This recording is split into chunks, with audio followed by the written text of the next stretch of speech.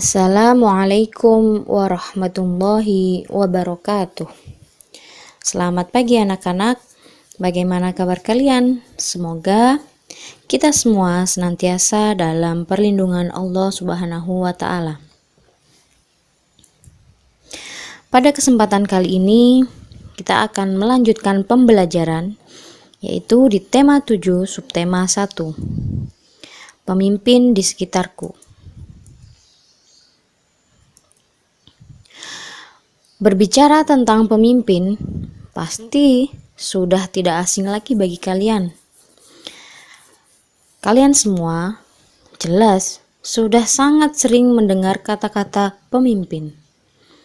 Seperti halnya di dalam sekolah, di dalam kelas terutama ya, kalian dipimpin oleh seorang ketua kelas. Nah, bagaimana sikap kita kepada pemimpin kita atau kepada ketua kelas? Nah, lantas bagaimana juga sikap seorang pemimpin atau ketua kelas kepada rakyatnya atau kepada teman-temannya? Mari kita simak bersama-sama. Nah, di sini kita akan belajar tentang pengertian pemimpin terlebih dahulu.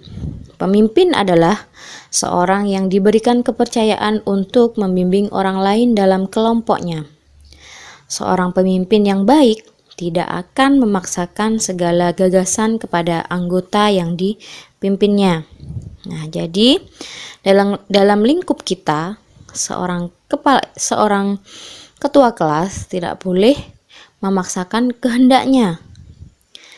Seperti pembelajaran kita di semester 1, bahwasanya puncak tertinggi dari musyawarah adalah mufakat. Ya kan? Masih ingat nggak kalian? Nah, ketika kita sedang mengadakan rapat di kelas, kita harus menemukan kata mufakat. Tidak boleh kita mengedepankan ego kita. Aku yang benar. Harusnya begini, padahal yang lain tidak sependapat. Hal tersebut tidak boleh dilakukan oleh seorang pemimpin.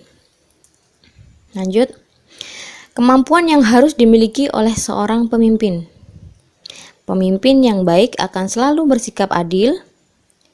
Pemimpin yang baik tidak akan meremehkan orang lain, mampu mengorganisasikan anggota, mampu untuk manajerial atau pengaturan, mampu untuk memecahkan segala masalah, mampu untuk mempersatukan anggota, memiliki tingkah laku yang baik atau teladan yang baik bagi anggotanya. Menurut Pak Antoni, beliau ini adalah seorang motivator, penulis 15 buku kurang lebih ya. 15 buku dan semuanya bestseller. Seorang pemimpin adalah orang yang memimpin, bukan mengendalikan. Seorang pemimpin adalah menginspirasi, bukan mengintimidasi. Ya. Oke.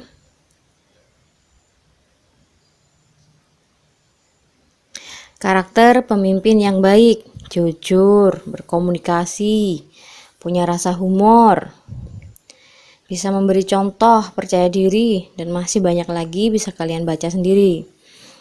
Nah, ini adalah contoh pemimpin di sekitar kita. Ada kepala rumah tangga atau ayah kita, ketua RT, ketua RW, kepala desa, dan juga di lingkup kita yaitu ketua kelas. Nah, ini kepala rumah tangga sedang bermusyawarah, ketua RT, ketua RW. Nah, itu bermusyawarah di dalam kelas. Selanjutnya, kita akan kembali lagi mempelajari tentang nilai-nilai yang terkandung dalam sila ke-1. Apa bunyinya? Ya, ketuhanan yang Maha Esa. Apa saja nilai-nilainya? Mari kita baca bersama-sama.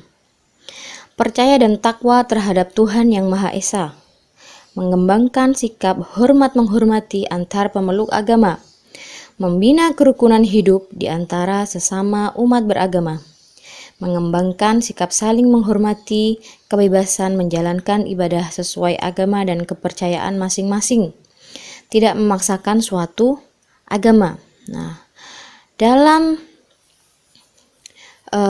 sila pertama ini atau sila ke-1 ini menekankan bahwasanya kita harus hidup toleransi antar sesama agama. Jangan sampai kita memaksakan kehendak agama kita kepada orang lain. Belum tentu orang lain itu juga beragama Islam. Jadi kita harus sangat-sangat menghormati. Ya, apalagi agama adalah pondasi kita, ya kan? Kalau kalian bertemu dengan orang yang memang bukan beragama Islam, tidak usah diolok-olok. Nah, mereka punya cara tersendiri. Mereka punya pilihan tersendiri. Seperti itu ya.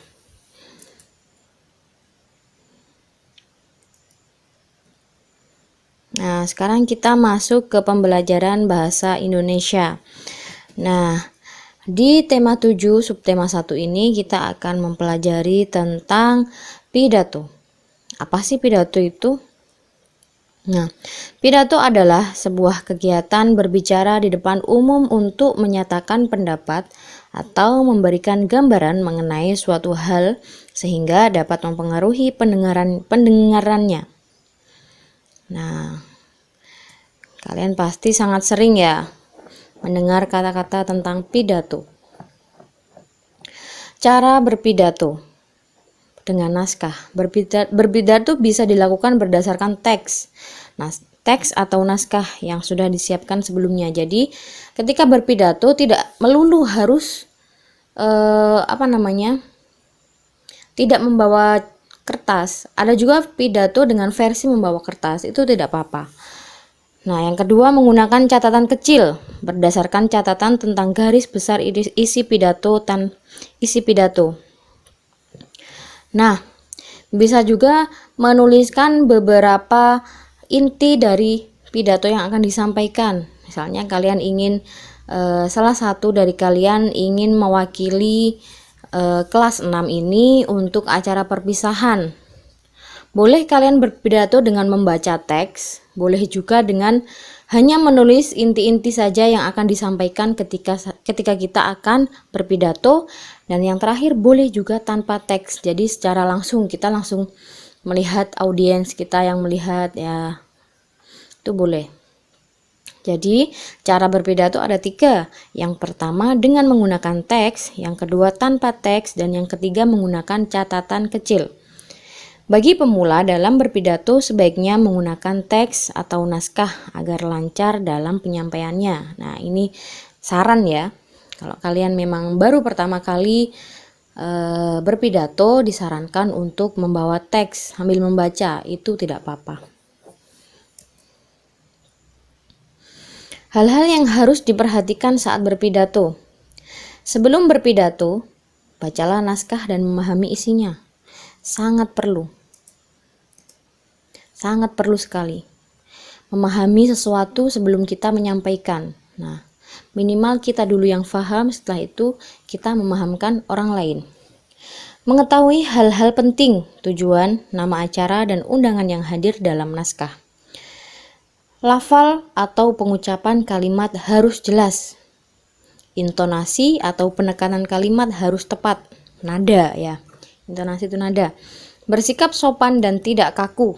Nah, kalau berpidato ya bolehlah kalian miring, bolehlah kalian tengok kanan kiri, boleh. Jadi pidato tuh nggak harus kenceng hadap ke depan, kaku, jangan seperti itu. Nah, itu kurang menarik. Pandangan mata jangan selalu terarah pada naskah. Sekali mata diarahkan pada hadirin. Nah, jadi ketika kalian memilih berpidato menggunakan naskah, diharapkan kalian tidak melulu melihat naskah kalian. Jadi, sesekali kalian melihat naskah, setelah itu kalian melihat lagi hadirin yang ada. Nah, dalam pidato kan kita menyampaikan sesuatu kepada orang lain. Masa kita nggak melihat orang yang sedang kita ceramai, ya kan nggak mungkin seperti itu. Langkah-langkah menyusun pidato. Yang pertama, jelas menentukan tema atau pokok pembicaraan. Biasanya, tema ini disesuaikan dengan peristiwa yang melatar belakangi pidato. Nah, misalnya untuk acara perpisahan, kamu bisa menyampaikan tema berterima kasih kepada Bapak Ibu Guru. Nah, ini temanya pokoknya sesuai dengan apa yang sedang dilaksanakan. Misal kalian dalam sesi atau dalam masa Maulid Nabi, ya kalian harus mengangkat tema tentang Maulid Nabi. Seperti itu ya. Membuat pokok-pokok yang akan disampaikan dalam pidato. Nah, menulis inti-intinya dulu. Menentukan tujuan pidato. Tujuan pidato bermacam-macam. Misalnya untuk mengemukakan atau menyampaikan sesuatu, menghibur, menjelaskan sesuatu, atau mempengaruhi seorang pendengar. Setelah itu silahkan menyusun kerangka pidato. Bagaimana cara menyusun kerangka pidato? Pendahuluan, salam pembuka, ucapan syukur kepada Tuhan, ucapan terima kasih kepada berbagai pihak yang terkait, dan tujuan pidato. Isi pidato berisi uraian materi pidato. Isi pidato harus sesuai dengan tema. Dan terakhir adalah penutup, berisi kesimpulan, saran, kritik, harapan-harapan, dan terima kasih ya. Nah, setelah itu mengembangkan kerangka pidato menjadi naskah pidato. Nah, itu contoh kerangka pidato.